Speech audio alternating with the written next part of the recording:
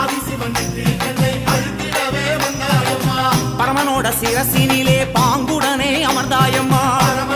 சிரசினிலே பாங்குடனே அமர்ந்தாயம்மா. கங்கையம்மா தேவி நீ கண்ண தோர தாயி.